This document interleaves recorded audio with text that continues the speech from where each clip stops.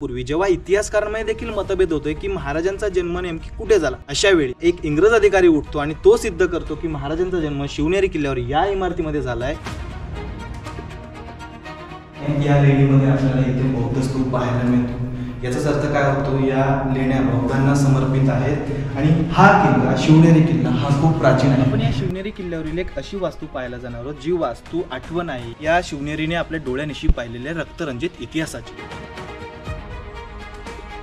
महाराष्ट्रामध्ये असे खूप कमी किल्ले आहेत जिथे आपल्याला हमामखाने बघायला मिळतात। आपल्यापैकी अनेकांना असं वाटत असेल की शिवाजी महाराज हे राजमाता जिजाऊंचे एकमेव पुत्र आहेत, पण जर मी तुम्हाला सांगितलं की महाराज जिजाऊंचे 6वे पुत्र आहेत। बऱ्याचदा असं सांगितलं जातं की मराठ्यांना हा शिवनेरी किल्ला जिंकता आला नव्हता, पण मग ते खरं नाहीये। कारण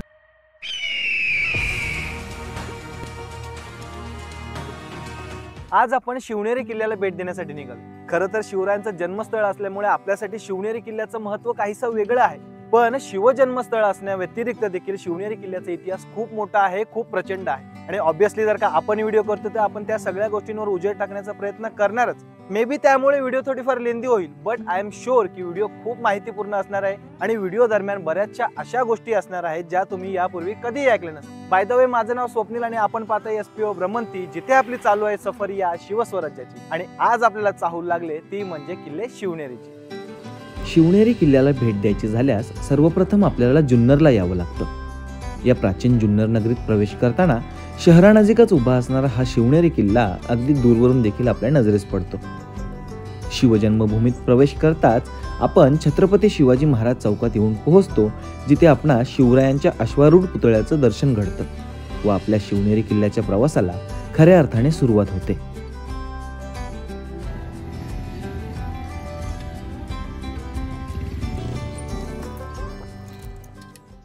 आता आपण शिवनेरी किल्ल्याच्या पायथ्यापर्यंत येऊन पोहोचलो। इथे आल्याच्या नंतर आपल्याला गाडी पार्क करावी लागते, ज्यासाठी आपल्याला इथे पावती फाडावी लागते। 2 व्हीलरसाठी 20 रुपये आणि 4 व्हीलर असली तर 50, आणि 4 व्हीलर असली तर 50 रुपयांची आपल्याला पावती फाडावी लागते। आपण गाड्याच्या अगदी पायथ्याशी येऊन पोहोचलो, गाडी पार्क केली, तिथे पार्किंगसाठी 20 रुपयाची पावती फाडली।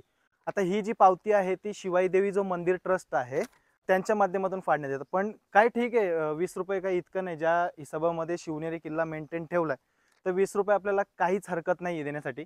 पण वाटेमध्ये आपल्याला इथे गडाच्या पायथ्याशीच खूप सारे स्टॉल्स बघायला मिळतात। आता आपण खूप लवकर आलो त्याच्यामुळे हे सगळे स्टॉल्स बंद आहेत, थोड्या वेळामध्ये ते चालू होतील। पण बाले किल्ल्यावर जाण्यासाठी आपल्याला एकूण 2 वाटा आहेत। एक तर तुम्ही साखळीच्या मार्गाने वर जाऊ शकता, किंवा आपण ज्या मार्गाने चाललोय म्हणजे 7 दरवाजांच्या मार्गाने किंवा राजमार्ग आपण ज्याला म्हणू शकतो त्या वाटेने तुम्ही बाले किल्ल्यावर जाऊ शकता। सातत्याने वापरत नसल्यामुळे साखळी मार्गाच्या वाटेवर सध्या झाडाझुडपांचं साम्राज्य आहे, त्यामुळेच आपण राजमार्गाने वर जाण्याचं ठरवलं। गडाच्या पायरी मार्गाला सुरुवात होण्या अगोदरच इथं आपल्याला हे वन विभागाचं ऑफिस बघायला मिळतं। जेव्हा तुम्ही गडावर येता तेव्हा तुम्हाला इथे तुमच्या नावाची रजिस्टरमध्ये नोंदणी करावी लागते। सध्या ऑफिस बंद आहे, पण थोड्या वेळामध्ये ते चालू होईल। तुम्ही जेव्हा कधी याल तुम्हाला इथे नोंदणी करावी लागेल, त्यानंतर तुम्हाला वर सोडलं जातं। सो आता ते बंद आहे तर आपण डायरेक्ट वरती जाऊयात।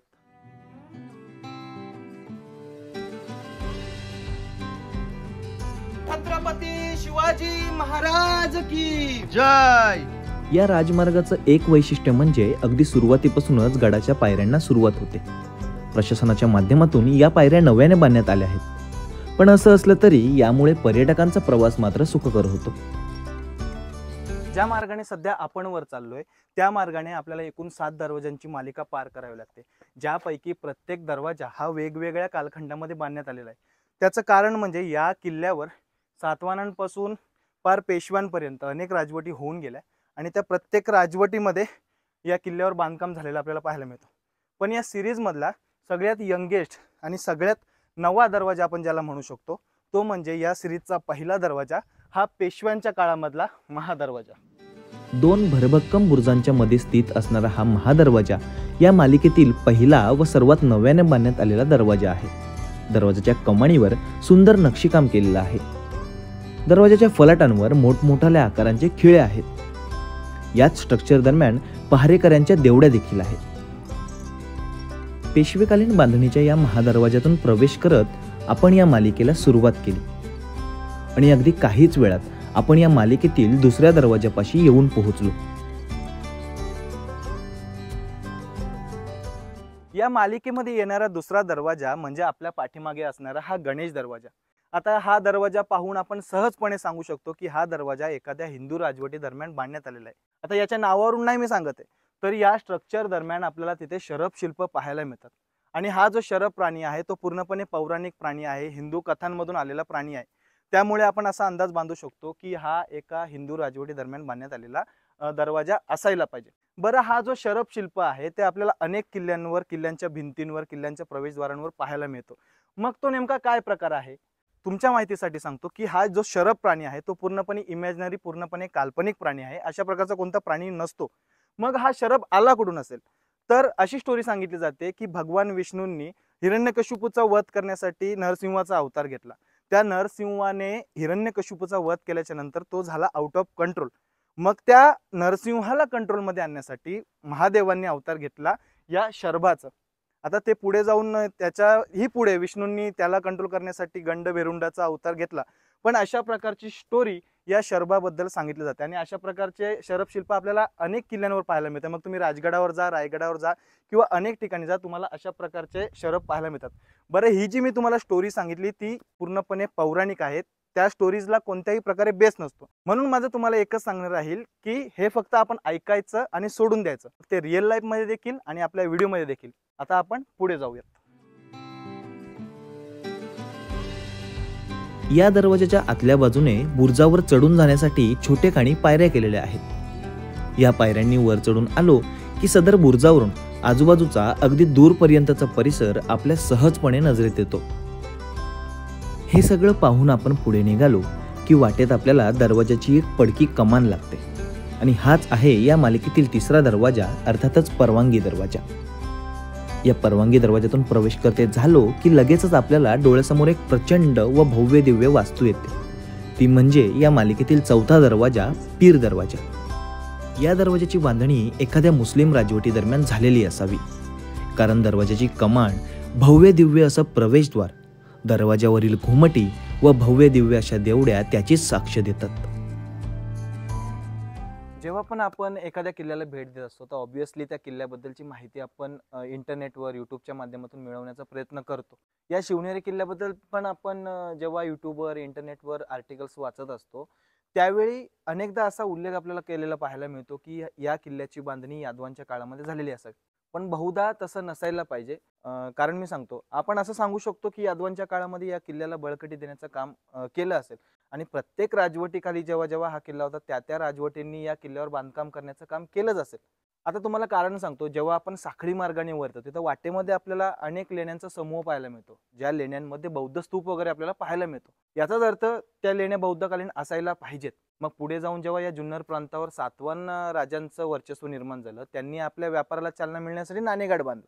तर त्या नाणेघाटाला संरक्षण देण्यासाठी त्यांनी जी किल्ल्यांची फळी उभारली होती, मग त्यामध्ये जीवदन असेल, निमगिरी असेल, हडसर असेल, चावंड असेल आणि हा जो शिवनेरी किल्ला होता तो मुख्य किल्ल्याच्या भूमिकेमध्ये होता. याचाच अर्थ किल्ला खूप प्राचीन आहे.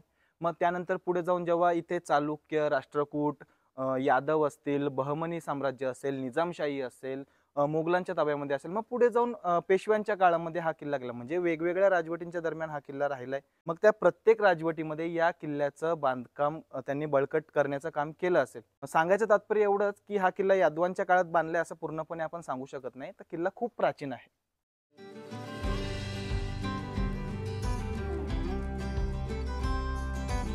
आतापर्यंत आपण जेवढे काही किल्ले केलेत, म्हणजे 35-40 जे किल्ले केलेत, त्यामध्ये सगळ्यात जास्त वेळा रिपीट केलेला कोणता किल्ला असेल तर हा शिवनेरी किल्ला.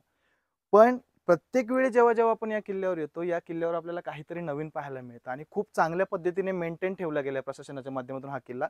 त्यामुळे कितीही वेळा आला तरी आपल्याला एक वेगळाच आनंद भेटत असतो, कारण किल्ला त्या स्थितीमध्ये ठेवलाय. या ठिकाणी 2 वाट आपल्याला दिसत आहेत. त्यापैकी उजव्या बाजूची वाट प्राचीन असून डाव्या बाजूला नव्याने बांधण्यात आलेला पायरी मार्ग आहे. असं असलं तरी या दोनही वाटा आपल्याला एकाच ठिकाणी घेऊन जातात. आपण मात्र नव्या पायरी मार्गाने वर निघालो.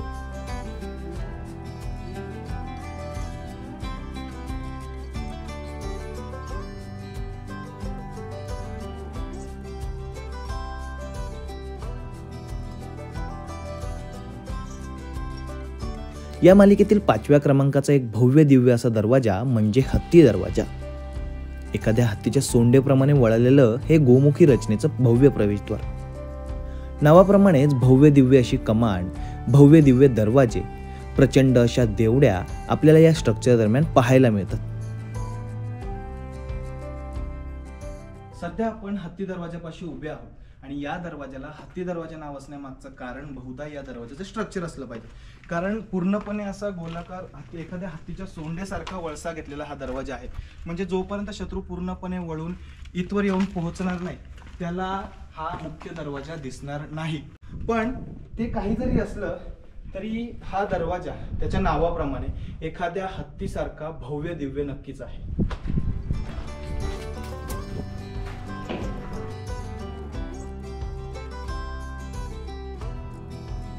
गडावरील ही वास्तू पाहून आपण बालेकिल्ल्याच्या वाटेने पुढे निघालो. पण बालेकिल्ल्याकडे जाण्या अगोदर आपण वळालो गडदेवता शिवाई देवी मंदिराकडे. पण गड फिरत असताना एक गोष्ट आपल्याला प्रकर्षाने जाणवते, ती म्हणजे गडावर राखली जाणारी स्वच्छता. प्रशासनाच्या माध्यमातून ठिकठिकाणी शौचालय उभारण्यात आलेत. त्याचप्रमाणे पर्यटकांना कोणत्याही प्रकारे पाण्याची अडचण निर्माण होऊ नये यासाठी ठिकठिकाणी पाणपोया देखील केलेल्या आहेत.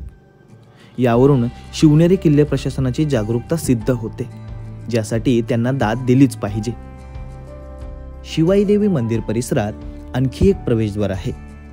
बहुधा हा दरवाजा पेशव्यांच्या काळात बांधला गेला असावा.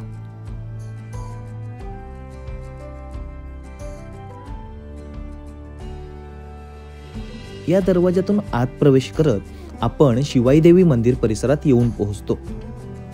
मंदिराच्या आत सागवान लाकडांचं बांधकाम केलेलं सभामंडप असून गाभाऱ्यात गड देवता शिवाई देवीचा तांदळा आहे.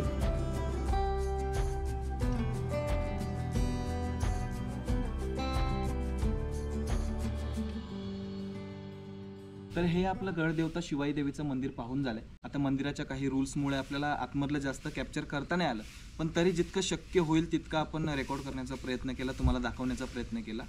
या गडदेवता शिवाई देवीच्या नावावरून शिवरायांचं नाव शिवाजी असण्यामागची आख्यायिका तर आपल्याला सगळ्यांनाच माहिती आहे. राजमाता जिजाऊंनी देवीला नवस बोलल्याप्रमाणे आपल्या मुलाचं नाव शिवाजी ठेवलं. पण एक गोष्ट आपण लक्षात घ्यायला पाहिजे, शिवरायांचा जन्म जरी या शिवनेरी किल्ल्यावर झाला असला तरी शिवरायांचा आणि या शिवनेरी किल्ल्याचा जास्त संबंध आलेला नाहीये. ज्यावेळी शिवरायांचा जन्म झाला 1630ला, त्यावेळी हा किल्ला निजामांच्या ताब्यामध्ये होता आणि पुढे जाऊन राजमाता जिजाऊंनी शिवरायांना घेऊन 1632ला लगेच हा किल्ला सोडला होता. मग त्यानंतर पुढे शिवरायांनी आपल्या आयुष्यातील सर्वाधिक काळ हा पुणे विभागामध्ये घालवलेला आहे. बरं, आता आपलं मंदिर तर पाहून झालंय, पण याच मंदिराच्या खालच्या बाजूने जाणारे एक वाट गडाला वळसा घालत आपल्याला पुढे घेऊन जाते. आता आपण त्या वाटेने पुढे जाऊयात, पाहूयात तिकडे काय आहे ते. चला.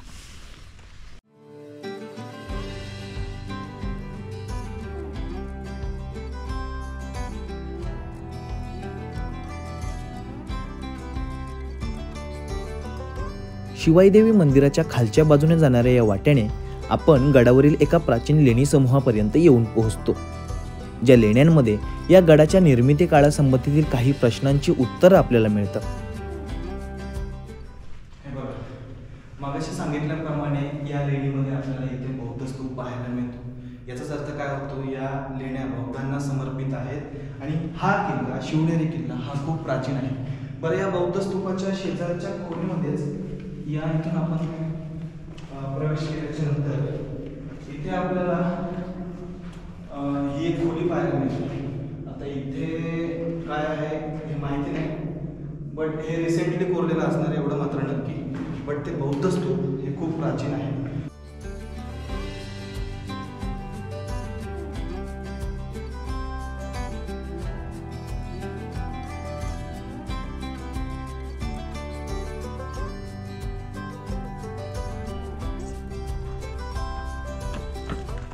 सो या लेण्या आपल्या पाहून झाल्या. आता पुढे पण एकच खोली आहे, तिकडे नाही जाता आपण, तिकडे देखील असंच असावं. सो आल्यामार्गे आता आपण पुन्हा जाऊयात शिवाई देवी मंदिराकडे आणि तिथून मग बालेकिल्ल्याच्या प्रवासाला आपण सुरुवात करूया.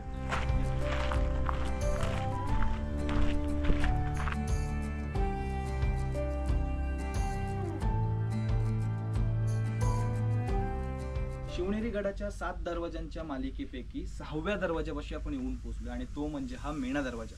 आता मेणा या शब्दाचा अर्थ असा होतो पूर्वी ज्याप्रमाणे राजघराण्यातील पुरुषांसाठी पालखी असायची बसून जाण्यासाठी, त्याचप्रमाणे स्त्रियांसाठी देखील असायचं, त्याला मेणा असं म्हणतात. आता त्या नावाचा या दरवाजा त्या पालखीचा किंवा मेण्याचा या दरवाजाशी किती संबंध आहे ते नाही मला माहिती, बट मेणा कशाला म्हणतात ते तुमच्यापर्यंत सांगितलं. पण हा 6वा मेणा दरवाजा, याचं स्ट्रक्चर पाहिलं तर 2 भिंती आहेत आणि 2 भिंतींच्या मध्ये हा जो पॅसेज आहे, बहुधा याच्यावरती छप्पर असेल पूर्वी, पण सध्या आपल्याला इथे तो छप्पर पाहायला मिळत नाहीये. आणि इथे आतमध्ये आल्याच्या नंतर इथे देखील आतमध्ये जाण्यासाठी एक छोटासा द्वार आहे. बहुधा शिपायांना इथे बसण्यासाठी ही जागा केलेली असेल. आणि इथे तुम्ही पाहू शकता ही जंगी वगैरे आहे, इथून मग अटॅक वगैरे शिपायांना करता यावं यासाठी या जंग्या वगैरे केलेल्या असतील. इथे देखील छप्पर असेल पूर्वी, पण सध्या ते पूर्णपणे मोडकळीस आलेलं आहे. बरं, आपला हा मेणा दरवाजा पाहून झालाय आणि इथून पुढे लगेचच आपल्याला समोर जो दिसतोय तो आहे या मालिकेतील सर्वात शेवटचा दरवाजा, अर्थातच कुलूप दरवाजा. आता तो कुलूप दरवाजा पार केल्याच्या नंतर आपण सरळ या गडाच्या बालेकिल्ल्याच्या प्रदेशामध्ये जाऊन पोहोचणार आहोत. सो जास्त उशीर न करता आपण पटापट तिकडे जाऊयात. या कुलूप दरवाजा या मालिकेतील इतर दरवाजांनी इतका मोठा नाहीये, पण या शेवटच्या द्वारातून आत आलो की समोरच आपल्याला वनविभागातर्फे उभारण्यात आलेली देवराई लागते.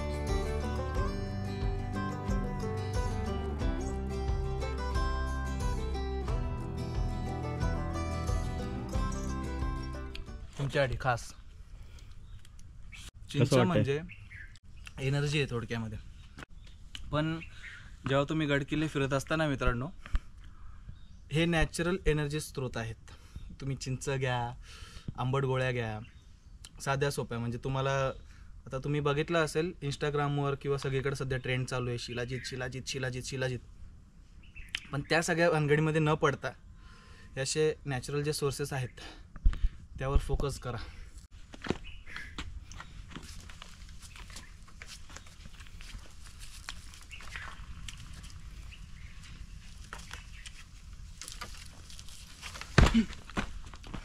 भेटली का?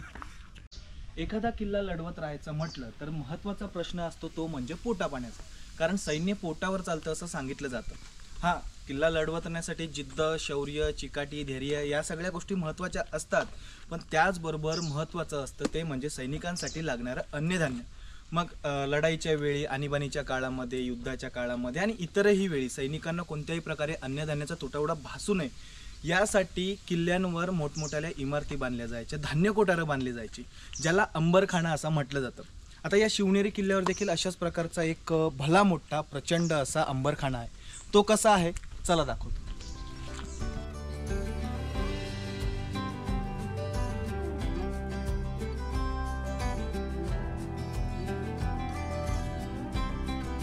शिवनेरी किल्ल्यावरील या अंबरखान्याची त्या बाजूची जी बाजू आहे ती पूर्णपणे पडलेली आहे, पण अर्धी बाजू इतकी प्रचंड आणि सुस्थितीमध्ये अजून देखील आहे. इतकी वर्ष या किल्ल्याला झाली, पण या सगळ्यामध्ये देखील ही प्रचंड वास्तू अजून देखील साबूत अवस्थेमध्ये आपल्याला पाहायला मिळते.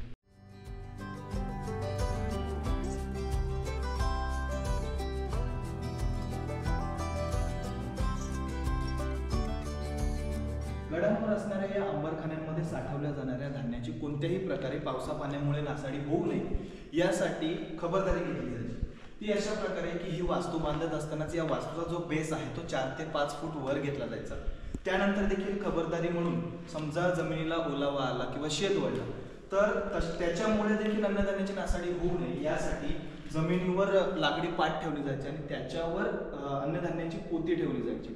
बरं, हे झालं अन्नधान्याचं पावसा पाण्यामुळे संरक्षण करण्यासाठी टेक्निक. या अंबरखान्यामध्ये हवा खेळती राहावी किंवा उजेड यावा, प्रकाश यावा यासाठी अशा प्रकारे खिडक्या किंवा वरती जे आपल्याला वेंट्स दिसतात तशा प्रकारे केलेले असायचे. बरं, पावसाळ्याच्या दिवसांमध्ये ते वेंट्स पूर्णपणे झाकले जातील तशा प्रकारची सोय इथे केलेली असावी पूर्वी, पण अशा प्रकारची खबरदारी या अन्नधान्याच्या नासाडी होऊ नये यासाठी पूर्वीपासून घेतली जायची.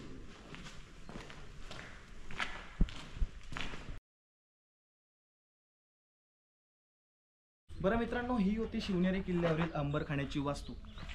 जर गडाचा फेरा मोठा असला ना की पूर्वी एकपेक्षा जास्त देखील इमारती बांधल्या जायच्या, पण शिवनेरीवर तसं नाही आहे. शिवनेरीवर एकच अंबरखाना आहे, पण तो प्रचंड आहे. बरं, हा अंबरखाना पाहून झाल्याच्या नंतर एक वाट इकडे जाते, ही वाट आपल्याला गडाला फेरा घालत असताना शिवकुंजापाशी घेऊन जाते. पण तत्पूर्वी आपण या शिवनेरी किल्ल्यावरील एक अशी वास्तू पाहायला जाणार आहोत जी वास्तू आठवण आहे स्थानिकांनी दिलेल्या बलिदानाची, जी वास्तू स्मृती आहे या शिवनेरीने आपल्या डोळ्यानिशी पाहिलेल्या रक्तरंजित इतिहासाची. ती वास्तू आठवण आहे, ती वास्तू स्मृती आहे या शिवनेरी किल्ल्यावर घडलेल्या नरसंहाराची. बरं, अशी ती कोणती वास्तू आहे? बरेचसे युट्यूबर लोक आपण पाहतो ती वास्तू दाखवत नाही व्हिडिओच्या माध्यमातून. बऱ्याचशा लोकांना ती वास्तू माहिती असते, पण शिवनेरी किल्ल्यावर तिचं स्थान नेमकं कुठं आहे ते त्यांना माहिती नसते, म्हणून लोक जाणे तिथं टाळतात. अनेक लोक तर जाणीवपूर्वक तिथं जाणं टाळतात, पण आपण तसं करणार नाही आहोत. आपण ती वास्तू पाहणार आहोत. बरं, ती वास्तू नेमकी कोणती आहे ते तुम्हाला दाखवतो, चला. इतिहासात या शिवनेरी किल्ल्यावर खूप सत्ता बदल झाले, पण या सर्व सत्ता बदलांमध्ये एक गोष्ट कॉमन होती, ती म्हणजे या शिवनेरी परिसरातील स्थानिक आदिवासी महादेव कोळ्यांचं वर्चस्व. प्राचीन काळापासून या परिसरात आदिवासी कोळ्यांचं इतकं वर्चस्व आहे की त्या सर्व सत्ताधीशांना ते मान्य करावंच लागायचं. सध्या आपण या शिवनेरी किल्ल्यावरील सर्वोच्च शिखरावर आहोत आणि इथे आल्याच्या नंतर आपल्याला ही पाठीमागे वास्तू पाहायला मिळते. आता हे एक्झॅक्टली काय आहे हे तर नाही मला सांगता येणार, पण याच्या स्ट्रक्चरवरून आपण असा अंदाज बांधू शकतो किंवा सांगू शकतो की हे मुस्लिम धर्मियांचं प्रार्थनास्थळ असायला पाहिजे. पण या वास्तूच्या शेजारीच आपल्याला तिकडे ती भली मोठी वास्तू पाहायला मिळते. तीच वास्तू ज्या वास्तूबद्दल आपण खाली चर्चा करत होतो, ते नेमकं काय आहे चला बघूया.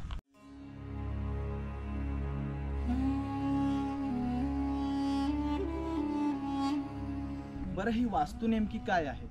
तर ही वास्तू आहे या शिवनेरी किल्ल्यावरील महादेव कोळी चौतरा, ज्याला काळा चबुतरा म्हणून देखील ओळखलं जातं. मग ही वास्तू इथं नेमकी का बांधण्यात आली? तर त्यामागे स्टोरी आहे इथल्या स्थानिक महादेव कोळ्यांनी मुघलांविरुद्ध पुकारलेल्या बंडाची. पण ती स्टोरी नेमकं काय आहे?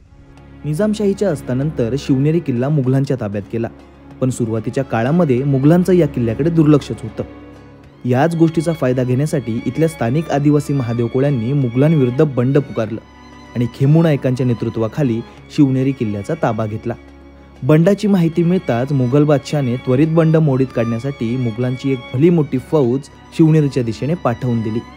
त्यावेळी झालेल्या लढाईमध्ये या आदिवासी वीरांनी प्रयत्नांची पराकाष्ठा केली, पण मुघलांच्या बलाढ्य सैन्यासमोर ही नौकी सेना टिकू शकली नाही आणि किल्ला पुन्हा एकदा मुघलांच्या ताब्यामध्ये गेला.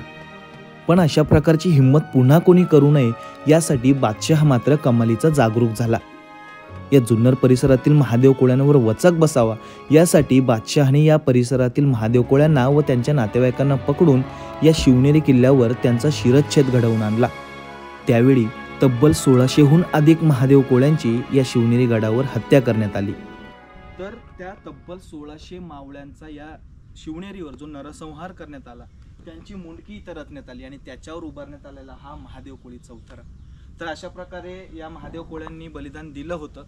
पण दुर्दैव असं आहे की इतिहासामध्ये कुठेही या महादेव कोळी महादेव कोळी वीरांच्या नावांची चर्चा झालेली नाही, कुठेतरी नोंद घेतलेली नाहीये. यावरून एक गोष्ट आठवते, कुठेतरी वाचली होती की इतिहास जरी घडवला असला मावळ्यांनी तरी तो लिहिलाय कावळ्यांनी, आणि कुठेतरी ती गोष्ट खरी वाटते. पण असो, अशा प्रकारे या महादेव कोळी चौथऱ्याची स्टोरी होती. आता इथून पुढे आपल्याला शिवकुंजाच्या दिशेने जायचंय, निघू.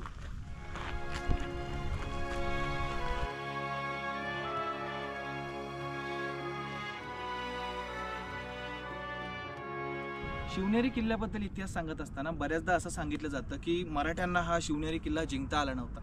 पण मग ते खरं नाहीये, कारण शाहू महाराजांनी हा किल्ला जिंकून मराठ्यांच्या ताब्यामध्ये केला होता. हा, आपण एक वेळ असं सांगू शकतो की शिवरायांना त्यांच्या कारकिर्दीमध्ये हा किल्ला स्वराज्यामध्ये दाखल करता आला नाही. खरं तर ते पण डाऊटफुल आहे, कारण आजूबाजूचे संपूर्ण किल्ले स्वराज्यामध्ये होते आणि मग जुन्नर प्रांत आणि हा शिवनेरी किल्ला स्वराज्यात नव्हता. हे थोडं डाऊटफुल आहे, पण तरी पण आपण असं गृहीत धरू की हा किल्ला स्वराज्यामध्ये नव्हता.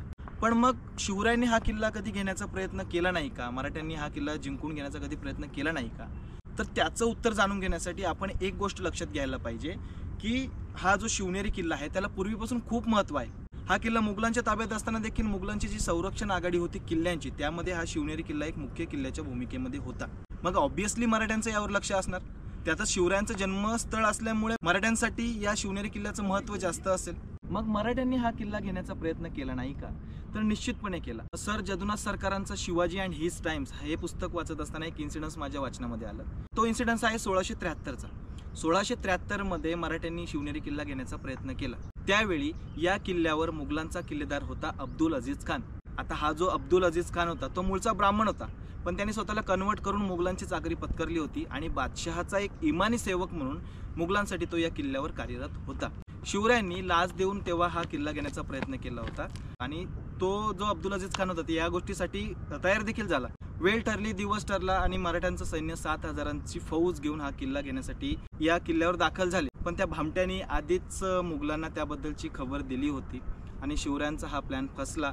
त्यावेळी मराठ्यांची मोठी नाचक्की झाली, मराठा सैन्य इथं मारलं गेलं.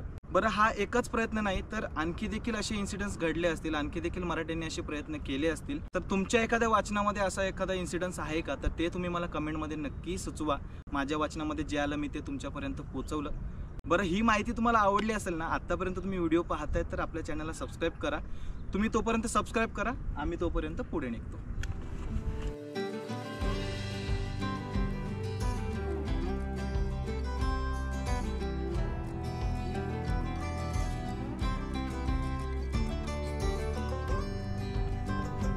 त्या महादेव कोळी चौथऱ्याकडून आपण खाली उतरलो आणि जवळपास शिवकुंजापाशी पोहोचलोय. पण तत्पूर्वी इथे अलीकडच्याच काळामध्ये हे एक व्ह्यू पॉईंट करण्यात आलेलं आहे तयार, ते पाहूयात. तिकडे शिवनेरी किल्ल्यावर तयार करण्यात आलेल्या या व्ह्यू पॉईंटची खासियत तुम्हाला सांगतो. या व्ह्यू पॉईंटच्या दोनही बाजूला तुम्हाला अशा प्रकारचे व्ह्यू पॉईंटचे फलक लावले आहेत. त्या फलकांच्या समोरच इथे चौकोन आखण्यात आलेले आहेत. त्या चौकोनामध्ये जेव्हा तुम्ही उभे राहता, दोन सर इथं या, त्या चौकोनामध्ये जेव्हा तुम्ही उभे राहता आणि या व्ह्यू पॉईंटकडे पाहता, इथे तुम्हाला छत्रपती शिवाजी महाराजांची क्लिअर एक प्रतिमा पाहायला मिळते. आणि त्याच विरुद्ध जेव्हा तुम्ही ऑपोजिट साईडच्या चौकोनामध्ये उभे राहता तेव्हा या बाजूने तुम्हाला राजमाता जिजाऊंची प्रतिमा पाहायला मिळते. तर अशा प्रकारचे हे एक अनोखी क्रिएटिव्हिटी इथे आपल्याला शिवनेरी किल्ल्यावर राजेंद्र कोल्हे आर्टिस्ट आहेत त्यांच्या माध्यमातून केलेली आपल्याला पाहायला मिळते.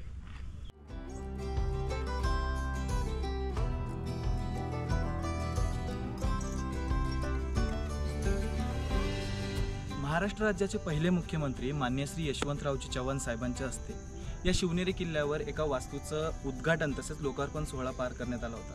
आणि ती वास्तू म्हणजे आपल्या पाठीमागे दिसणारं शिवकुंज स्मारक.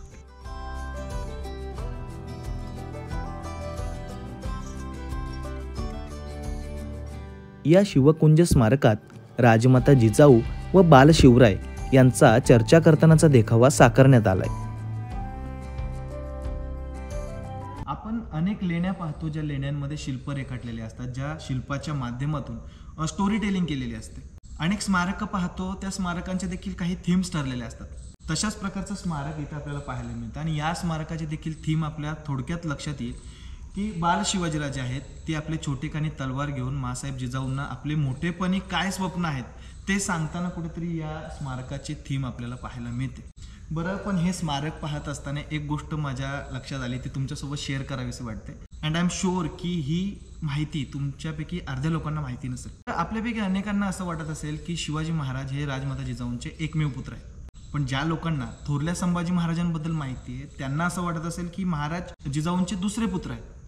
पण जर मी तुम्हाला सांगितलं की महाराज जिजाऊंचे 6वे पुत्र आहेत तर मग धक्का बसला ना.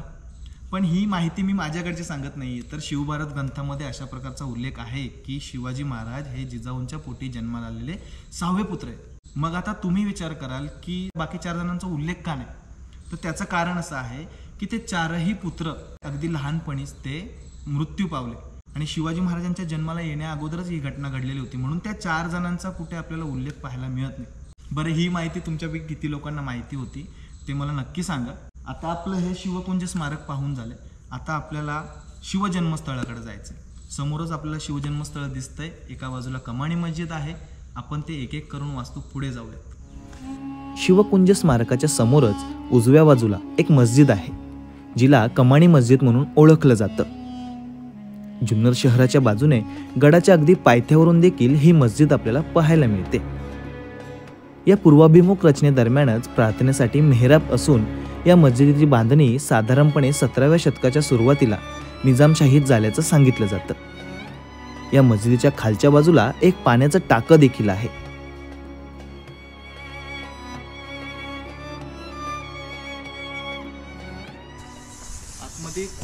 टाकं आहे आणि वटवाघळांचा इतका आवाज येतोय, खूप सारे वटवाघळ इकडे तिकडे उडत आहेत आणि इथे एक तुम्ही पाहू शकाल एक वटवाघूळ इथे मरून पडलंय, पण आतमध्ये खूप वटवाघळ आहेत. पण हे टाकं, याला कमानी टाकं म्हणून ओळखलं जातं. सध्या तुम्ही पाहताय तर पाणी आहे चांगले आहे, पण थोड्या दिवसामध्ये या पाण्याची अवस्था वाईट होणार आहे. तर चला आपण पुढे निघूयात शिवजन्मस्थळाकडे.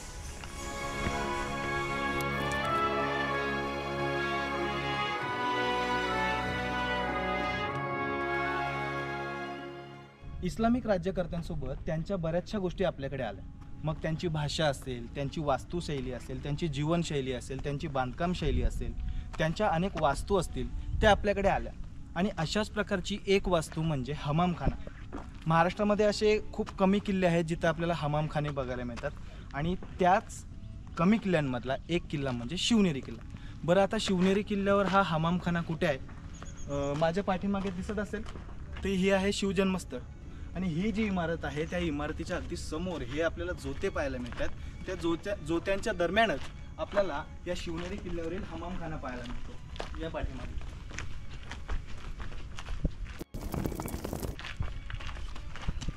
बरं, हमामखाना म्हणजे काय हे सांगायचं राहून गेलं तर हमामखाना म्हणजे आंघोळीची जागा. आणि या हमामखान्याचे देखील दोन प्रकार असायचे.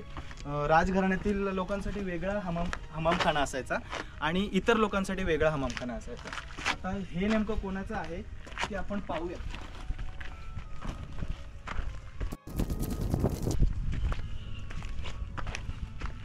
तर ही त्या हमामखान्याची वास्तू आहे. हळूहळू आतमध्ये या. तर हे ते एक प्रकारचं बाथटब आहे. इथे बघू शकता जवळपास माझी हाईट आहे जवळपास 6 फीट आणि 4 फूटपर्यंतची याची खोली आहे. इथे तुम्ही पाहिलं तर इथे तुम्ही पाहिलं तर इथं बसण्यासाठी वगैरे जागा आहे. आणि या बाजूने पाहिलं तर इथे एक इनलेट आहे, इथे एक इनलेट आहे. आणि हे सगळं ओव्हरफ्लो झालं, आपली आंघोळ करून झाली तर हे बाहेर घालवण्यासाठी इथे तुम्ही बघू शकता हा आउटलेट पॉईंट आहे. इथे एक होल ठेवण्यात आलेला आहे. बहुधा हे 2 पाईप असतील तर एक पाईप गरम पाण्यासाठी असेल आणि एक पाईप थंड पाण्यासाठी असेल. तर अशा प्रकारचं हे पूर्ण स्ट्रक्चर आहे, याचं बांधकाम आहे. आणि मग हे सगळं आउटलेटचं पाणी बहुधा बाहेर फेकला जात असेल. इथे तुम्ही पाहू शकता हा पाईप आहे, म्हणजे पाण्याचा न्यायनिवाडा किंवा निचरा होण्यासाठी या पाईपच्या माध्यमातून, या दगडी पाईपच्या माध्यमातून तशी सोय केलेली असेल.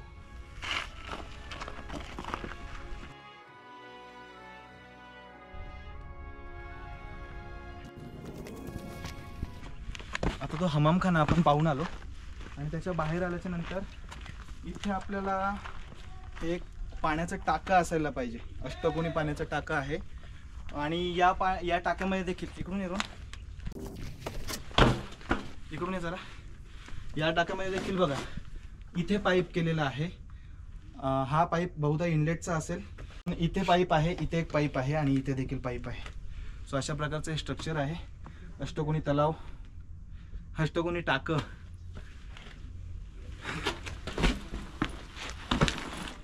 चला या.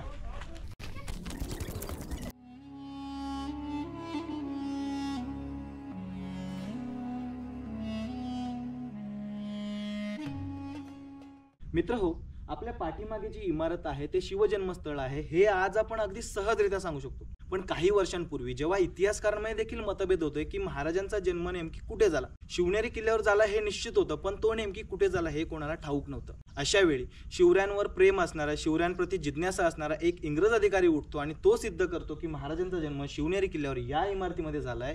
तेव्हा आपल्याला आश्चर्याचा धक्का बसल्याशिवाय राहत नाही. आता ही माहिती कुठं ऐकण्यात आली तर काही दिवसांपूर्वी मी पोखरकर सरांची एक व्हिडिओ पाहिली. त्या व्हिडिओमध्ये पोखरकर सरांनी असं सांगितलंय 1906 रोजी कॅप्टन जॅक्सन नावाच्या नाशिकच्या कलेक्टरनी एका इंग्रज अधिकाऱ्याने हे शोधून काढलं की महाराजांचा जन्म शिवनेरी किल्ल्यावर या इमारतीमध्ये झालाय. आणि जर का ते खरं असेल तर मग ते कॅप्टन जॅक्सन यांचे आपल्यावरचे उपकार आहेत. दुर्दैवाने पुढे जाऊन काही सो कॉल्ड स्वातंत्र्यवीरांनी त्यांची हत्या घडवून आणली. पण त्यांच्यामुळे आपल्याला समजते की हे शिवजन्मस्थळ आहे, ही शिवजन्मस्थळाची इमारत आहे. आता ही बाहेरून पाहतोय, पण आतमध्ये जाऊन पाहूयात की या इमारतीमध्ये नेमकं काय आहे. शिवजन्मस्थळाची ही इमारत एकूण 2 मजली आहे, ज्यापैकी खालच्या खोलीमध्ये आपल्याला छत्रपती शिवाजी महाराजांचा पुतळा व त्याशेजारीच महाराजांचा पाळणा पाहायला मिळतो. हे पाहून आपण वरती निघालो की छोटेखानी पायऱ्यांनी आपल्याला वरच्या खोलीमध्ये जाता येतं.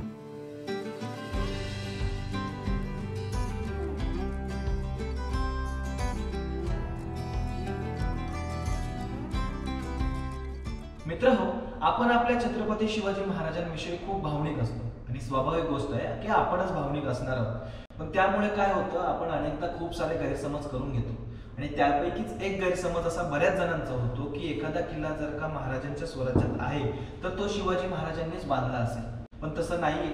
महाराजांच्या स्वराज्यातील खूप सारे किल्ले जे आहेत ते खूप प्राचीन आहेत. ऑब्व्हियसली महाराजांनी ते जिंकून घेतले तर ते महाराजांचे झालेत, पण ते खूप प्राचीन आहेत. मग महाराजांनी कोणता किल्लाच बांधला नाही का? तर तसं देखील नाहीये. सभासद बकरीमध्ये छत्रपती शिवाजी महाराजांच्या हयातीमधील त्यांच्या किल्ल्यांची यादी आहे. त्यानुसार जवळपास 242 ते 43 किल्ले महाराजांच्या स्वराज्यामध्ये होते, ज्यापैकी जवळपास 108 ते 111 किल्ले हे महाराजांनी नव्याने बांधले. आता इथे सभासदाकडून थोडीशी गल्लत झाल्यासारखं मला वाटतं, कारण सभासदाने ज्या किल्ल्यांची महाराजांनी पुनर्बांधणी केली त्या किल्ल्यांची देखील नोंद या नव्याने बांधण्यात आलेल्या किल्ल्यांमध्ये केलेली आहे. सो ती थोडीफार गल्लत असू शकते. पण तुम्हाला जर का आवश्यकता असेल तर तुम्ही ही सभासद बकर चालू शकता. या सभासद बकरीमध्ये जी यादी आहे ती तुम्ही पाहू शकता, जिथे तुम्हाला सगळी माहिती भेटून जाईल. शिवजन्मस्थळाच्या शेजारीच एक भला मोठा तलाव आहे, ज्याला बदामी टाकं म्हणून संबोधलं जातं. बहुधा या तलावाच्या आकारावरून त्याला हे नाव पडलेलं असावं.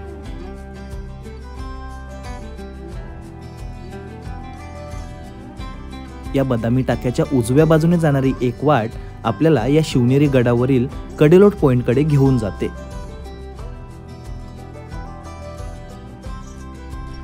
आपण आपल्या आजच्या प्रवासामधील सगळ्यात शेवटच्या पॉईंटकडे चाललोय आणि या शिवनेरी किल्ल्याचा देखील तो सगळ्यात शेवटचा पॉईंट आहे. तो कोणता पॉईंट आहे तर या शिवनेरी गडावरील कडेलोट पॉईंट.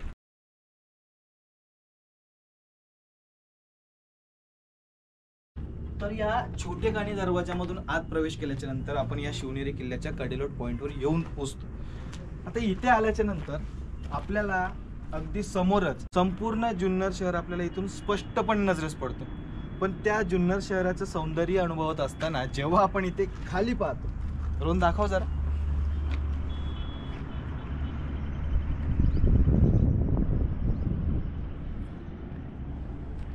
जेव्हा आपण इथून खाली पाहतो तेव्हा आपल्याला सहजपणे लक्षात येतं की इथून जर कोणाला खाली फेकलं जात असेल तर त्याचे वाचण्याचे चान्सेस हे 0% आहेत. आता माझ्या माहितीप्रमाणे इथून कोणाला खाली फेकलंय की नाही ते तर नाही मला माहिती, पण ते कसं फेकलं जायचं, ज्या कोणाला मृत्यूदंडाची शिक्षा केली जायची त्याला इथून खाली फेकलं जायचं कडेलोट पॉईंटवर. मग ते कसं फेकलं जायचं तर जो आरोपी आहे त्या आरोप्याला एका पोत्यामध्ये बांधलं जायचं, त्या पोत्याचं तोंड बांधलं जायचं आणि तो पोता इथून खाली फेकला जायचा. त्यामागचं कारण असं की इथून पडल्याच्या नंतर जरी त्या आरोप्याचा मृत्यू झाला तरी त्याचे अवयव तुटलेल्या अवस्थेमध्ये असले तरी ते एका ठिकाणी असतील आणि त्याच्यानंतर त्याच्यावर त्याची अंत्यविधी करता येईल यासाठी त्याला पोत्यामध्ये बांधून फेकलं जायचं. तर किती जणांना या शिवनेरीच्या कडेलोट पॉईंटवरून खाली फेकलंय हे तर मला माहिती नाही, फेकलंय की नाही माहिती ते पण नाही माहिती, पण अशा प्रकारची ती शिक्षा दिली जायची. बाय द वे, आपला संपूर्ण शिवनेरी किल्ला बघून झालाय. आय होप तुम्हाला आम्ही दिलेली माहिती आवडली असेल. आपण दिलेली माहिती तुम्हाला कशी वाटली ते तुम्ही मला कमेंटमध्ये नक्की सांगा. आणि जर का व्हिडिओ आवडली असेल तरच आपल्या चॅनलला नक्की सबस्क्राईब करा. आपण अशाच प्रकारचे नवनवीन व्हिडिओ आणत असतो, त्यामुळे आम्हाला प्रोत्साहन म्हणून आपल्या चॅनलला नक्की सबस्क्राईब करा, व्हिडिओला लाईक करा, शेअर करा. आता वेळ झाली इथंच थांबण्याची. भेटूयात पुढच्या व्हिडिओमध्ये. धन्यवाद. जय शिवराय.